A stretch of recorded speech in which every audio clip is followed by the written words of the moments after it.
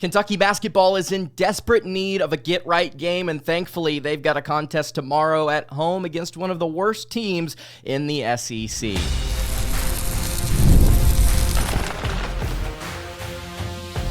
You are Locked On Kentucky, your daily podcast on the Kentucky Wildcats, part of the Locked On Podcast Network, your team every day. All right, what's going on, Big Blue Nation? Welcome on into Locked On Kentucky, your daily Kentucky Wildcats podcast. I'm your host, Lance Dawe, and on today's episode of Locked On Kentucky, we are going to be previewing Kentucky basketball's matchup with the South Carolina Gamecocks, a team that has not won an SEC game yet, and of course, Kentucky in desperate need of a get-right game here today. Going to talk about the matchups in this one. Could Lamont Butler be back for Kentucky? And if he is not, could there be some other injury issues that have suddenly appeared for the Cats? We're going to break all of that down and more. Thank you guys so much for making Locked On Kentucky your first listen every single day. Today's episode is brought to you by FanDuel. Super Bowl 59 is here, and there's no better way to make every play more exciting than with FanDuel Sportsbook. New customers can bet just $5, and if they win, they'll score $200 in bonus bets.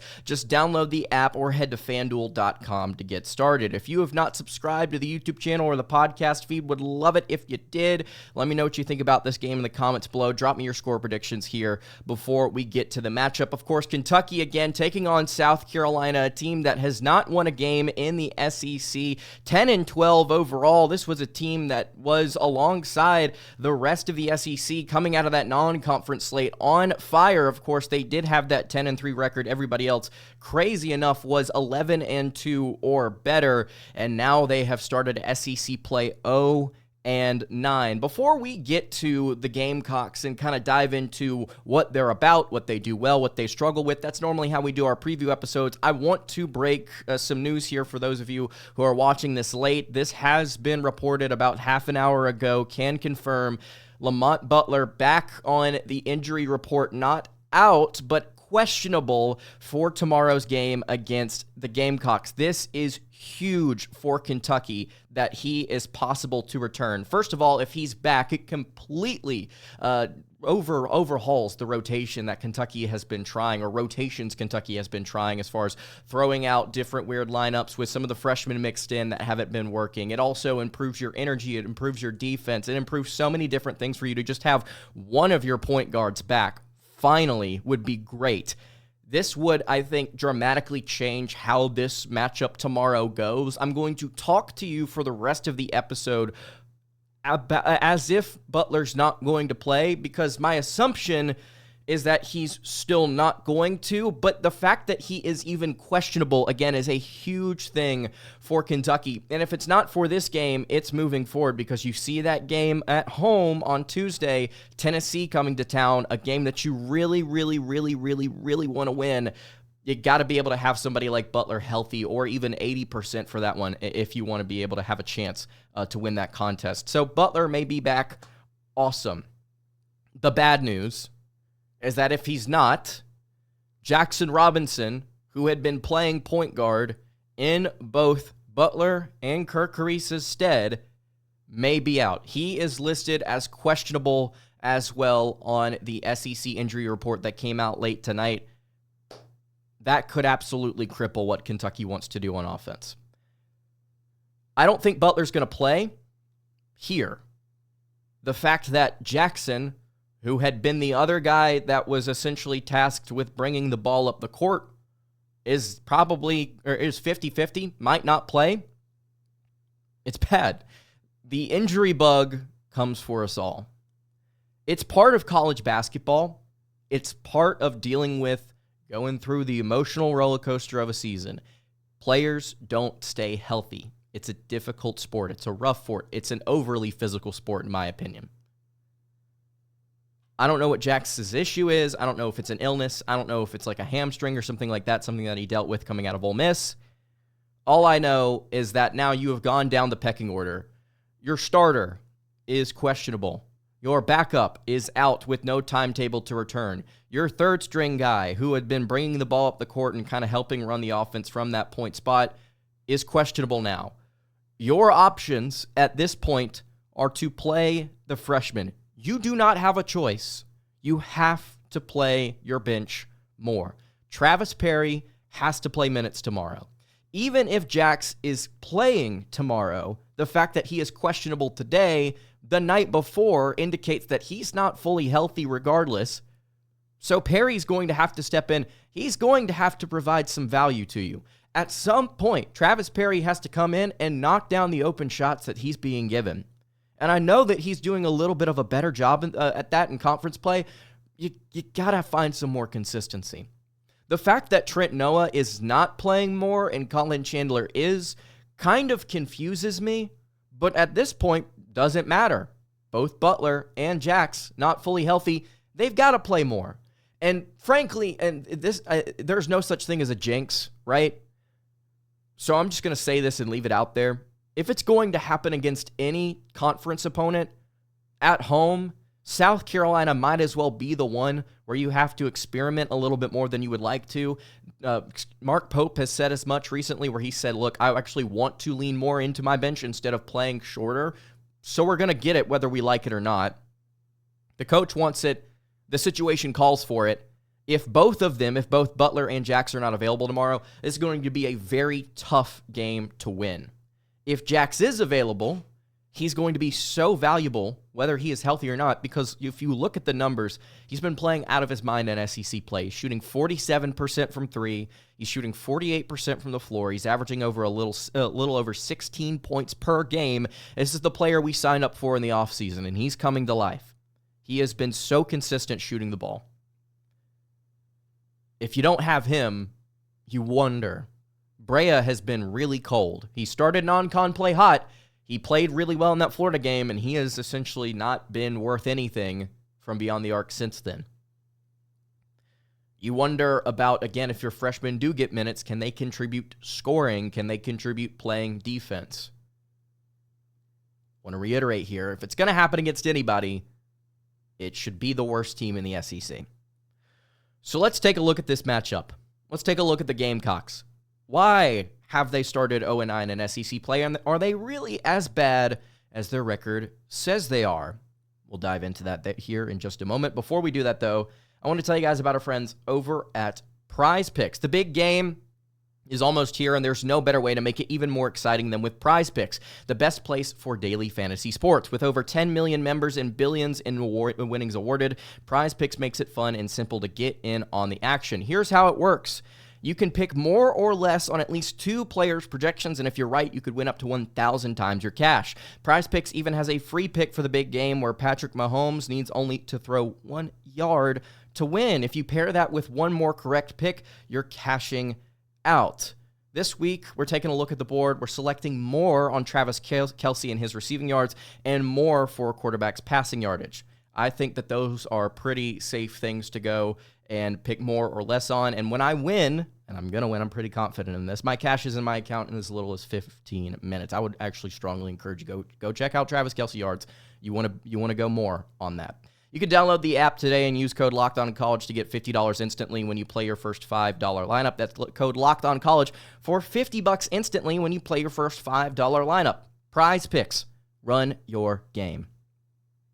All right, continuing along here on the Friday edition of Locked On Kentucky. Lance Dawe hanging out here with you. I really appreciate you guys checking out the show today. If you have not subscribed to the YouTube channel or the podcast feed, I would greatly appreciate it if you did so. Again, let me know what your thoughts on this game are in the comments below. Predictions, score predictions, thoughts about the players being in or out, thoughts about Kentucky basketball as a whole. If you have any questions for me, you can leave those in the comments. Really sorry about the most recent upload on the YouTube channel. The bots were just, I don't know what happened. It was like 200 plus, just a slew out of nowhere. Really, really weird stuff, but nevertheless, we push on. Appreciate everybody that actually does leave a real comment and shares their thoughts. So, South Carolina, what do we know about them? Well, they're 77th in KenPom, led by Lamont Paris. Boys and girls, this was one of the best teams in the SEC a season ago. 26-8, 13-5. Came out of nowhere, it felt like. Kind of expected to have the year that they were having this year, and now they're finally having it. 10-2 or 10-12 overall. Again, 0-9 in SEC play. If you want to go take a look at kind of what they do well, I'm going to be honest with you. Analytically, the only thing they do well is they grab boards. They're one of the better teams in the nation in offensive rebound percentage. Not as good as some of the opponents Kentucky has faced. They're not in the stratosphere of a team like Florida or Alabama or Texas A&M or Mississippi State, but they're still very good. They're 7th in the SEC in offensive rebound percentage. They're also 4th in the conference in defensive rebound percentage. And they do a very good job of getting to the foul line and keeping opponents off of it.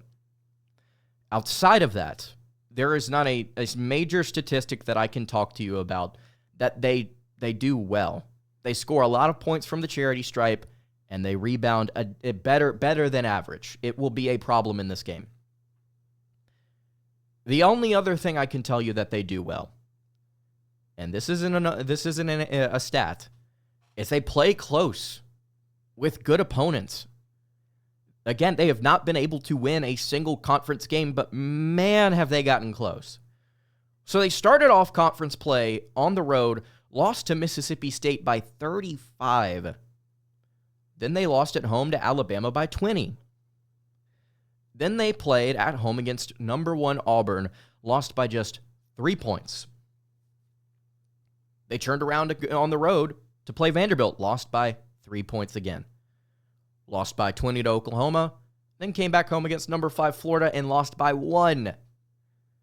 Had another home game against the same Mississippi State team that beat them by 35, lost by 5 in overtime.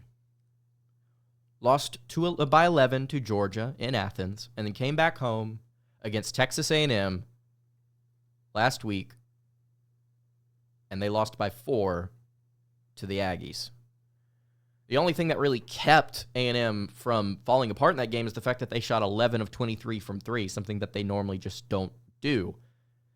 So South Carolina's kind of had some bad luck, and they've had some bad statistics, I think, regardless.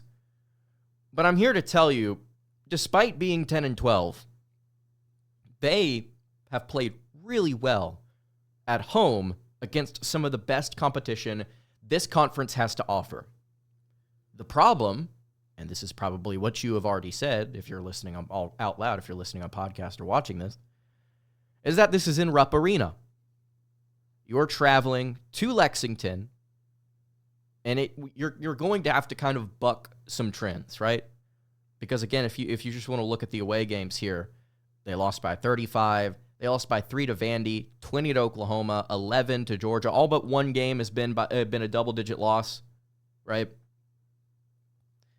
Technically, this is the worst team Kentucky has faced since they played Colgate on December 11th, but just based on KenPom rankings. But they're nowhere near as bad as that Colgate team, who Kentucky only beat by 11. We have to see some fight from the Cats in this one at home. Most recent outing in Rupp, you got embarrassed by Arkansas. As everybody likes to say, it's the Super Bowl. Both literally and figuratively this weekend, by the way. I'm sick of that saying, but for Carolina, I mean, they're going to get up for it. They're going to fight. They're relatively healthy. They've got one player out, and he's been out for a month. They've been playing a lot without him. This team still operates fine. They've been so close with so many good teams, and you know that they're desperate to get one. It's going to be difficult for them. But the X factor here is a matchup problem. Collin Murray-Boyles is averaging 15.5 points per game at 6'8", 245 pounds. He has, I think, the second highest assist rate on the team. He is a phenomenal defensive rebounder. He shoots 63% inside the arc. He is a brute down low. You can catch him driving to the rim. You can feed him in the post. South Carolina's guards do a pretty good job of getting downhill and just dumping it off to him and letting him work. If you front the post, they will throw it over, and he will go to work. They use him a lot on possessions. Him and Jamari Thomas. Jamari shooting 37% from beyond the arc and leads the Gamecocks in assist rate. You'll see a lot of pick and roll. You'll see a lot of stuff throwing in the ball into the post. You'll see a lot of stuff where Boyles is just going to drive or back down his man and get to the rim. It's going to be a tough assignment which is why I'm going to say for the third game in a row, Amari Williams is your X factor as to whether or not you can win this game. If Robinson's going to be out, if Butler's going to be out, Amari has to be a consistent source of offense while also providing you valuable minutes on the defensive end against Murray-Boyles. He has to be elite in this game. You look across their roster, Alabama transfer Nick Pringle is a very efficient scorer inside. He's another athletic wing. You look at a guy like Zachary Davis, somebody that's 6'7", 200, and has a little bit of a wonky shot, but he can knock stuff down. He's somebody that Kentucky's going to have to close out on. We'll talk about that here in a second in keys to the game. The only final statistic I want to leave you with, I've got two, excuse me. South Carolina's offense is the worst in the SEC.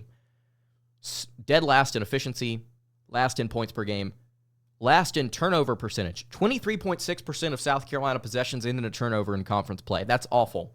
Last in blocks, last in non-steal turnovers. They are careless with the basketball, passing the basketball. We'll get to it in keys to the game. Kentucky's going to have to take advantage of that. How? We'll talk about it in a minute. But the final statistic here, all but one of South Carolina's wins this season have come against teams outside the top 100 in adjusted offensive efficiency on KenPom. The only team they have beaten is Clemson, a team that Kentucky lost to. They're not as bad as their record indicates, and they've got a guy down low that could cause some problems. So what are the major keys to the game here? If Butler, if Jax, let's just say they're both out. What does Kentucky do? We'll dive into it here in just a second. Before we do that, though, of course, I want to tell you guys about our friends over at FanDuel because Super Bowl 59, as we've mentioned, is here. One game, two teams, endless possibilities, and there's no better way to make every play more exciting than with FanDuel Sportsbook. Whether it's predicting the first touchdown, calling the MVP, or even betting on the coin toss, FanDuel makes it easy to get in on the action. With live betting all game long, you can adjust your bets as the game unfolds and feel the thrill of kickoff and then all the way down to the final whistle. The live betting feature lets you stay involved no matter what happens on the field, and the app is super easy to navigate. Plus, knowing that you can place $5 on a bet and potentially win $200 in bonus bets for the Super Bowl, that is simply icing on the cake. You can download the FanDuel app or head to FanDuel.com to get started. Again, just bet $5, and if you win, you'll score $200 in bonus bets. That is FanDuel.com. You can bet with FanDuel, an official partner of Super Bowl 59. All right, wrapping up the Friday edition. So we've got keys to the game here. I've got four major ones. We've talked about the X factors, Amari Williams and Collin Murray-Boyles. What's the first key to the game here for the Cats? Well, first and foremost, I think it's pretty obvious. If you look at stats, if you look at the way that Carolina plays, it's grabbing boards. It's a pretty inefficient offense. They do not shoot well. And they don't. The only thing they do is grab second chance opportunities. That's the only thing they do well. They do not pass well. They do not drive efficiently. I know I mentioned it's a big source of their offense. It is. It's just not a consistent one. So grabbing rebounds and preventing them from getting second chance opportunities is crucial. As well as my second key here. Be aggressive. Just be aggressive on both ends of the floor. Especially on defense, obviously, because of the pathetic energy that we've seen on that end. Be aggressive. Drive aggressively. Shoot threes whenever you see an opportunity to. That's what Texas A&M did. If you want to go watch that most recent game, they pulled over and over and over and over again in the first half. When things were chaotic, when things were in the half court, and they just got a sliver of an opening, you got to be willing to pull the trigger in this game. And if you knock them down, it gets South Carolina in a really bad spot quickly. My third key to the game here, outside of grabbing rebounds and being aggressive, is you have to close out. You have to close out on outside shots.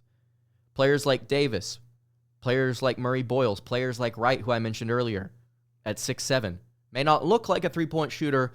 They can still hit. You have to close out. And the final key here is pace how you want. Don't feel the need to run up and down the court just because you can. I don't think pace will necessarily benefit you or hurt you in this one. Pace at your own, especially with Butler and Jax out. Pace. As slow as you want, pace as fast as you want. It's just whenever you get an opportunity to shoot, be aggressive. Whenever you make a decision, be aggressive. Don't be wishy-washy. Don't be skittish. When you're going to commit to an action, do so. If you're going to foul, foul. If you're going to put your hand up on a closeout, get at them. If you're going to go up for a rebound, go up. Do not half-wing it. Do not go up with one hand. Grab a board. Be physical. Those are my keys to the game. I think Kentucky wins. I think that they have enough on offense to win this game. It's just about whether or not they show enough effort on defense to close out.